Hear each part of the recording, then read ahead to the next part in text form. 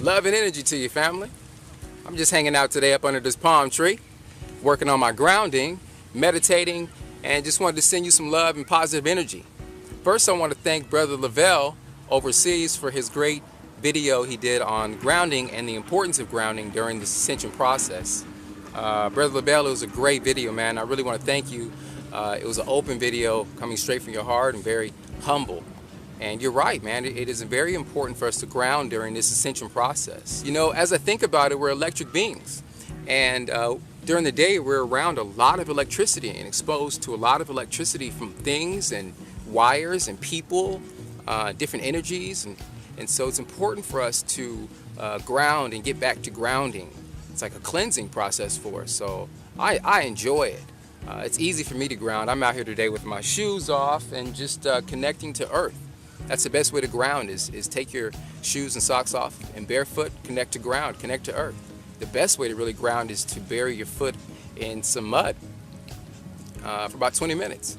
Just meditate on it, just let it sit. I'm very thankful for the people that are posting pictures on Facebook of themselves outside grounding. That's what this is about, man, love and energy. We're just gonna share this thing and grow. It's a collective consciousness, and we're going to ascend together. It's not one person that's going to make it before another person. So we're going to make this thing in love, man, and we're going to make it together. You know, we talk about this ascension process and what it is to go through it and some of the symptoms or some of the acts or traits that go along with it. And we're all kind of sharing them together.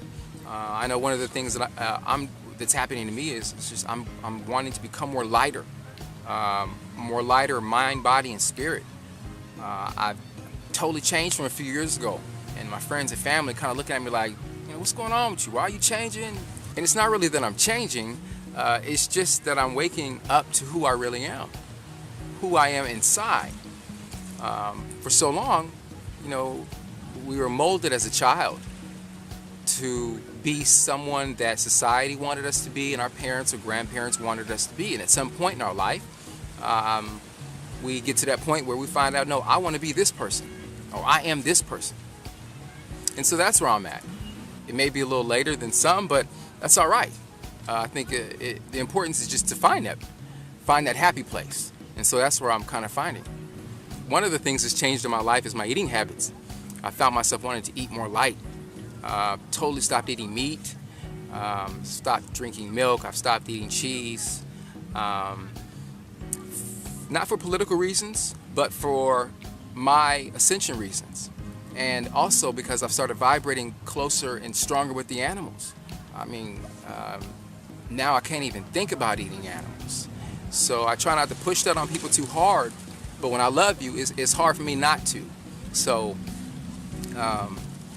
there's information that I love to share with people about the importance of not eating animals right now and what the animals are here for, to raise the vibration and to help keep the vibration of the planet. Through love. Animals love unconditional. We love conditional.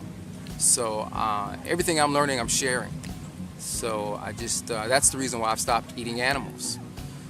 You may find yourself in this ascension process wanting to not go to places that you used to go, or not wanting to hang around the people that you used to hang around. I definitely am finding myself do that. I've totally stopped doing some of the things that I used to do, and have totally transitioned to a more natural, as you can see, I'm growing my hair out now, and just a more natural lifestyle. I'm always wanting to be out in nature. I'm up under a palm tree right now. I'm always just happy just being around some dirt and some nature now, and leaving the technology world alone. I stopped watching TV a couple of years ago. Totally stopped watching TV. I threw it away. My neighbors looked at me crazy. They was outside looking like. But it was spiritual for me. I hate that beast box for what it does. Lies and propaganda and creates fear. So, you know, I took it out on that beast box. I won too. So yeah, man, stop watching TV and watch your vibrations roll up. And plus all the low frequency vibes that it pumps into us.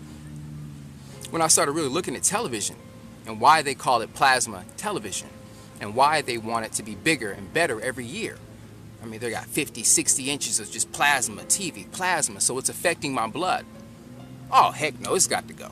And so when I started doing some research, and I want you to do some research, because when you do it and you find it, you'll fall in love with it. If I just tell you, you'll come back me. And but if you find out, you'll fall in love with it. That plasma is affecting your blood, lowering your vibration. Why is it intended to lower our vibration? Why don't they want our vibration to run high? As I play with my seashell I just found over there by the bay. So yeah, man, that's why I've stopped watching television. That's why I've cut meat.